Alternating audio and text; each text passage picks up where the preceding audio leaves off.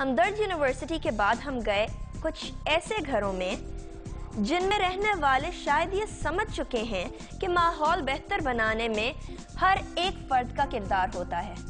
کئی گھروں کی چھتوں پر ہوا سے بجلی پیدا کرنے والے ٹربائن نصب تھے، جس سے پیدا ہونے والی بجلی ہوا میں آلودگی نہیں پھیلاتی۔ کئی لوگوں نے تو یہ ٹربائن اپنے جنریٹر کے ساتھ بھی نصب کیے ہوئے تھے، جس کے بعد جنریٹر کو گیس یا پیٹرول کی ضرورت نہیں ہوتی۔ شمسی توانائی کا بھی خوب استعمال نظر آیا۔ گھروں پہ شمسی توانائی سے بجلی پیدا کرنے والے سولر پینل بھی تھے۔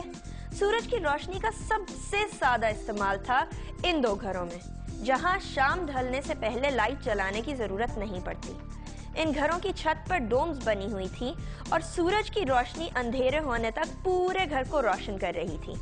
کچھ جگہ چھت میں شیشے کی ٹائلیں اور فائبر گلاس جیسی چیزیں لگا کر یہ یقینی بنایا گیا تھا کہ دن کے وقت ان گھروں میں لائٹ نہ جلانی پڑے۔